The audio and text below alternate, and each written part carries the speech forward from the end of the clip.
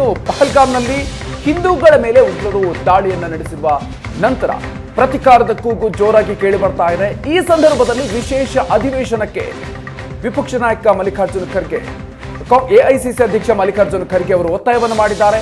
ಪ್ರಧಾನಿ ಮೋದಿಗೆ ಪತ್ರವನ್ನು ಬರೆದಿದ್ದಾರೆ ಮಲ್ಲಿಕಾರ್ಜುನ ಖರ್ಗೆ. ಉಗ್ರರ ವಿರುದ್ಧ ಕೈಗೊಳ್ಳುವ ಕ್ರಮಕ್ಕೆ ಸಂಪೂರ್ಣ ಸಹಕಾರ ಇದೆ ಅಂತ ಹೇಳಿದ್ದಾರೆ. ಇನ್ನು ಕೇಂದ್ರಕ್ಕೆ ಸಹಕರಿಸುವುದಾಗಿ ವಿಪಕ್ಷಗಳು ಕೂಡ ತಿಳಿಸಿದೆ. ಏಕತೆ ಮತ್ತು ಒಗ್ಗಟ್ಟು ಪ್ರದರ್ಶನಕ್ಕೆ ವಿಶೇಷ ಅಧಿವೇಶನ ಮುಖ್ಯ ಅಂತ ಹೇಳಿದ್ದಾರೆ. ಆದಷ್ಟು ಬೇಗ ವಿಶೇಷ ಅಧಿವೇಶನ ಕರೆಯುವಂತೆ ಮಲ್ಲಿಕಾರ್ಜುನ ಖರ್ಗೆ ಅವರು ಪತ್ರವನ್ನು ಬರೆದು ಒತ್ತಾಯ ಮಾಡಿದ್ದಾರೆ. ಸಾಮೂಹಿಕ ಸಂಕಲ್ಪ ಮತ್ತು ಇಚ್ಛಾಶಕ್ತಿಯ ಪ್ರಬಲ ಪ್ರದರ್ಶನದ ಅಗತ್ಯ ಇದೆ ಅಂತ ಈ ಒಂದು ಪತ್ರದಲ್ಲಿ ಹೇಳಿದ್ದಾರೆ. ಪ್ರಧಾನಿ ಮೋದಿಗೆ ಪತ್ರವನ್ನ ಬರೆದು ಮನವಿಯನ್ನ ಮಾಡಿದ್ದಾರೆ. ವಿಶೇಷ ಅಧಿವೇಶನಕ್ಕೆ ಮಲ್ಲಿಕಾರ್ಜುನ ಖರ್ಗೆ ಒತ್ತಾಯವನ್ನು ಮಾಡಿದ್ದಾರೆ. ಈ ಬಗ್ಗೆ ಹೆಚ್ಚಿನ ಡೀಟೇಲ್ಸ್ ಕೊಡ್ತಾರೆ ನಮ್ಮ ಪ್ರತಿನಿಧಿ ಮಂಜು. ಇದೀಗ ಪ್ರಧಾನಿ ಮೋದಿ ಅವರಿಗೆ ಮಲ್ಲಿಕಾರ್ಜುನ ಖರ್ಗೆ ಅವರು ಪತ್ರವನ್ನು ಬರೆದಿರೋದು, ಈ ಒಂದು ಮನವಿಯನ್ನ ಪರಿಗಣಿಸುವಂತಹ ಸಾಧ್ಯತೆ ಎಷ್ಟರ ಮಟ್ಟಿಗೆ ಇದೆ?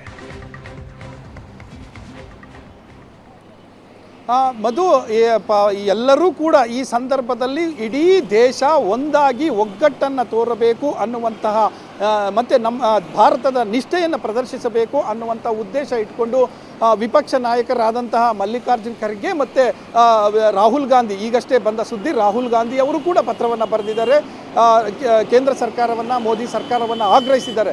ನೀವು ಒಂದು ವಿಶೇಷ ಅಧಿವೇಶನವನ್ನು ಕರೆಯಿರಿ. ಈ ಘಟನೆಯ ಹಿನ್ನೆಲೆಯಲ್ಲಿ ನಾವು ಎಲ್ಲರೂ ಕೂಡ ಒಂದೇ, ಇಡೀ ಭಾರತೀಯರು ಒಂದೇ ಅನ್ನುವಂತಹ ಒಂದು ಮಂತ್ರವನ್ನು ಇಡೀ ವಿಶ್ವಕ್ಕೆ ತೋರಿಸೋಣ, ಒಂದೇ ಅನ್ನುವಂಥದ್ದನ್ನು ಸಾರಿ ಹೇಳೋಣ ಅನ್ನುವಂಥದ್ದು ಅವರ ಪತ್ರದಲ್ಲಿ ಇರುವಂತಹ ಅಂಶಗಳು. ಹಾಗಾಗಿ ನಿನ್ನೆಯಷ್ಟೇ ಜಮ್ಮು ಕಾಶ್ಮೀರ ಸರ್ಕಾರ ಕೂಡ ಒಂದು ದಿನದ ವಿಶೇಷ ಅಧಿವೇಶನವನ್ನು ಕರೆದು ಅಲ್ಲಿ ಖಂಡನೆಯನ್ನು ವ್ಯಕ್ತಪಡಿಸಿ ನಾವೆಲ್ಲರೂ ಕೂಡ ಒಂದಾಗಿ ಇರ್ತೇವೆ, ಇದರ ವಿರುದ್ಧ ಹೋರಾಡ್ತೇವೆ ಅನ್ನುವಂಥ ಒಂದು ನಿರ್ಣಯವನ್ನು ಕೂಡ ಮಾಡಿತ್ತು. ಮತ್ತು ಪಾಕಿಸ್ತಾನದ ಕ್ರಮವನ್ನು ಖಂಡಿಸಿ ಖಂಡನಾ ನಿರ್ಣಯವನ್ನು ಕೂಡ ಅಂಗೀಕಾರ ಮಾಡಿದೆ ಜಮ್ಮು ಕಾಶ್ಮೀರ ವಿಧಾನಸಭೆ.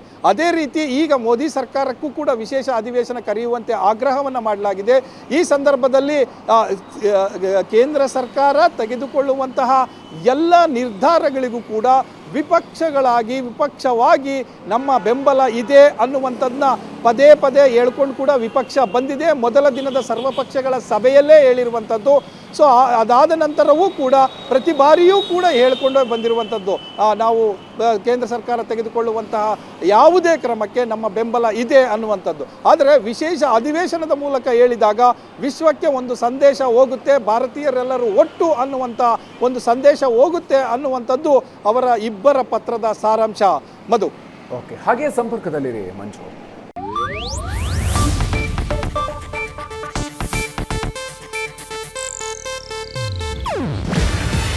ಇದು ಏಷ್ಯಾನೆಟ್ ನ್ಯೂಸ್ ನೆಟ್ವರ್ಕ್ ಪ್ರಸ್ತುತಿ. ನೀವು ನೋಡ್ತಿದ್ದೀರಾ ಏಷ್ಯಾನೆಟ್ ಸುವರ್ಣ ನ್ಯೂಸ್.